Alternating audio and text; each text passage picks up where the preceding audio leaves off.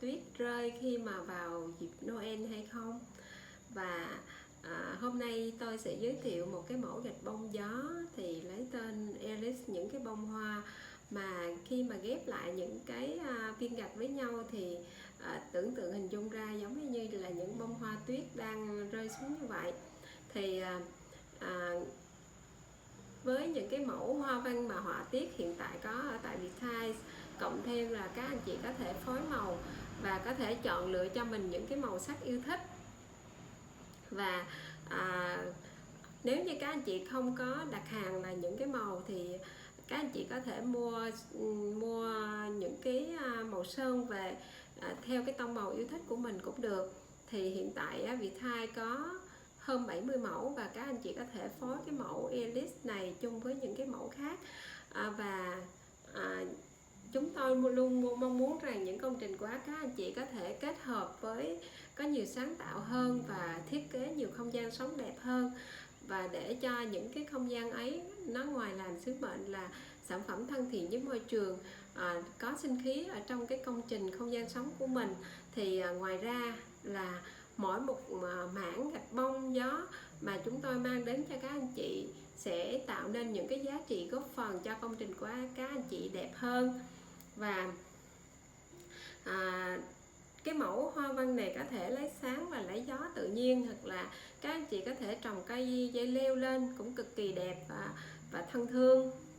Nên là với cái gạch bông thì rất là nhiều cái sự sáng tạo, hoặc là gạch bông gió cũng rất là nhiều sáng tạo trong không gian sống.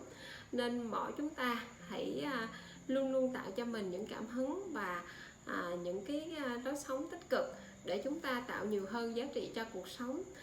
để cuộc sống của chúng ta không sống hoài sống phí. Và sẽ như thế nào nếu mỗi chúng ta hàng ngày luôn có sự sáng tạo để cho ra giá trị cho cuộc sống, cho nhiều cái đẹp hơn nữa. Đó là một cuộc sống thật là ý nghĩa, phải không các anh chị? Nên là chúng ta hãy cùng cho đi và cùng có nhiều cái ý tưởng, tập trung nhiều cái ý tưởng thiết kế hơn. Thì tôi có nghe và có đọc một cái câu như thế này: nếu như bạn có cái tư duy logic, bạn chỉ đi từ điểm A đến điểm B. Nhưng nếu như bạn có tư duy về sáng tạo thì bạn sẽ lan tỏa nhiều hơn và bạn sẽ tạo một cái khối kiến thức thật là khổng lồ. Thì đó là cái sự yêu thích trong cái ý nghĩa trong câu nói này của tôi. Còn các anh chị thì sao? Nếu như yêu thích cái mẫu này thì các anh chị có thể nhấn like hoặc là comment bên dưới để có thể là hoặc là những cái mẫu thiết kế nào mà đẹp thì các anh chị có thể chia sẻ cùng với chúng tôi để chúng ta học hỏi và chia sẻ kiến thức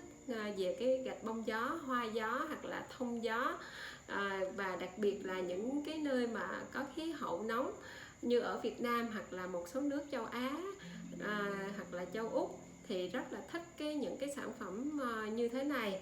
Thì mến chúc các anh chị có những cái sáng tạo nhiều hơn nữa để làm đẹp cho đời, và mỗi chúng ta là những con người yêu cái đẹp và sẽ nhìn ngắm khi mà đi ra đến một nơi nào đó có những công trình đẹp, chúng ta luôn luôn